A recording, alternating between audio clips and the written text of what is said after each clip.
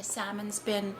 the number one most important source of protein for our people for many, many thousands of years. We have a really special, unique relationship with the salmon and with the river. Very deep spiritual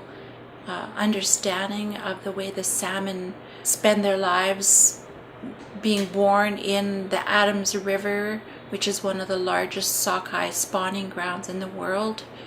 and that is in our home territory. So understanding and observing and being a part in close relationship with the salmon as they play out their lives in birth and death in the Adams River. So they're born there, and then they travel out to the ocean,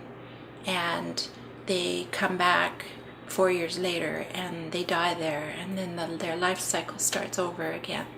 The Adams River is some of the oldest geology in BC, and the gravel beds that the salmon like to lay their eggs in is very unique in terms of geology, and that is why it's one of the largest spawning beds in the world, is because the geology and the way over thousands of years the water has shaped the land and the gravel and just the landforms and the watershed and the way it is. It's been amazing what our people have learned by observing the salmon, just in their strength and their resiliency and their diversity, even within one species, the Sockeye salmon. There's huge genetic variation, and I've recently learned that with every one of the 6,000 to 9,000 different creeks and tributaries that enter into the Fraser River has their own unique genetic variation of salmon, or Sockeye salmon. So we want to appreciate that, and we organized the Wild Salmon Convergence, which took place in our home community on the Squilax Reserve. We organized that so that we could invite people, some really key people who have been doing work to protect salmon, to come and just appreciate them, given that this year is one of the largest salmon runs of recent times anyways. It doesn't compare to the stories that our elders tell us of how the salmon used to be so abundant that you could walk across the river on the backs of the salmon. There was also a story that I was told that at one point in time, right at the mouth of the little river that flows from the big Shuswap Lake to the little Shuswap Lake, which is where the Wild Salmon Convergence was held. But right at that location, at one point in time, there were so many salmon that came home to spawn, and of course they die when they spawn, that they had actually plugged up the mouth of where that river enters into the little Shuswap Lake, and it had plugged it up so that there was a huge flood, and that the people had to actually go and clean out all the carcasses of the salmon because they were so abundant, and it had caused this big flood. So that just gives you an idea of how many salmon there used to be. So even though this year we wanted to appreciate that, every 4 years is what they call the dominant run, and this year was the dominant run. So we wanted to just have people come and appreciate that. We also wanted to organize some strategic conversations and have different key individuals and coalitions come together and converge in the spirit of the salmon in the same way that they converge when they come home to spawn. I worked with some women in my community, Janice Billy, Canahus Manuel, to think through an agenda that would help us to kind of go deeper into the issues and link up these coalitions so that we can build our capacity to influence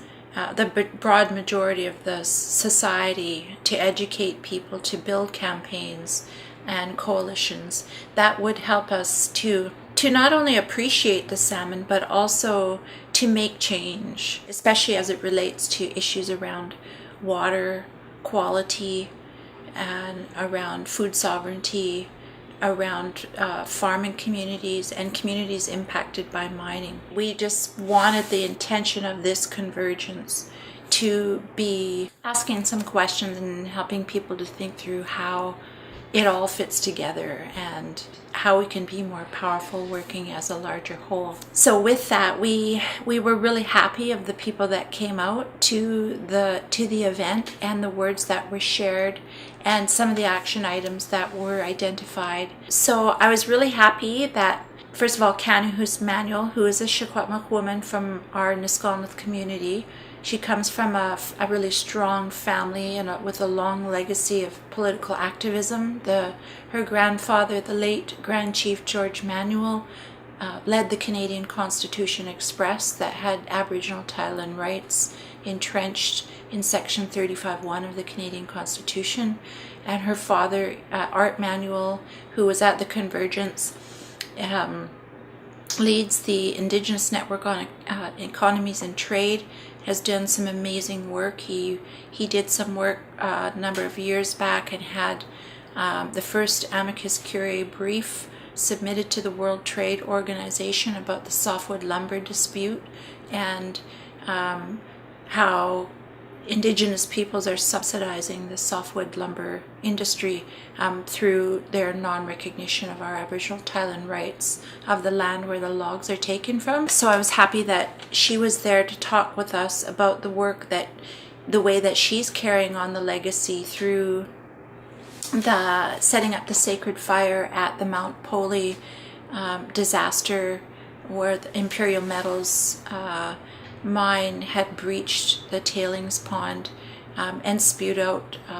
millions of cubic liters of toxic sludge into the Quesnel Lake watershed that ultimately runs into the Fraser Basin. The talk that she gave to us and the work she does is really a very powerful demonstration of that responsibility to who we are as Secwepemc people. In thinking about the wild salmon issue and bringing together key people that are doing this work, what are the key messages and how can a campaign effectively communicate how important the salmon and the rivers, the water are to our people,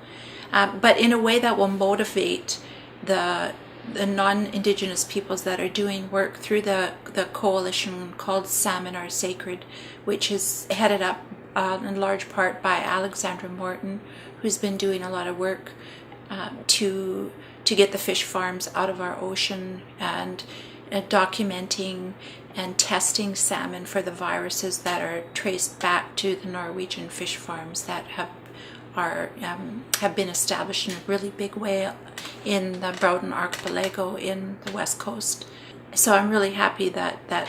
Alexandra came to the Convergence and shared in her time and her energy and traveled all the way from northern Vancouver Island to do that. I was also really happy that Elder Eddie Gardner from the Stolo Nation also came, and he actually helped to open up the conversation in the morning. Eddie was there to talk about the intertribal relationships and the Stolo people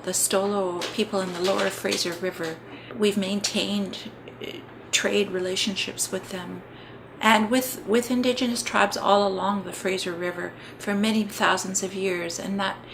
that's really important for us to remember, because it was those relationships that were the basis of the way we governed the fisheries. I'm also happy that David Close from the UBC Fisheries Centre also came to the Convergence and shared his work and his experience in working in the U.S., where there has been some success at the grassroots level to hold the U.S. government accountable for some of the laws that they have in place to protect the Indigenous fisheries in and around Coast Salish territory around Seattle. So there was the Bolt decision that he referred to, which was really good to learn about, and to learn about how the Indigenous peoples there actually were successful in holding them accountable. I'm also happy that Nicole Shabas was also a part of the Convergence, and she came to share her insights and give kind of a bigger picture analysis of what's happening right now with the salmon and the legal aspect. In terms of key messages, a few people put their names forward to be a part of a working group to help organize a larger caravan or a larger convergence that will travel all the way from the headwaters of the Fraser up in the McBride or Mount Robson area and land in Victoria, ideally at the legislature buildings in Victoria, and think about how we can mobilize people on a grander scale like that and have the caravan follow the Fraser River to symbolize the journey that the salmon go through, and to just to bring people from a lot more communities together to work, who are working on the issue and who think it's important. So with that, we need to think about a communication strategy. We need to think about what our key messages are and how we want to communicate that, who we want to communicate that to, identify some more key coalitions, which groups do we want to include, who maybe aren't included, and who is willing and able to help us to use the technology to reach a wider audience.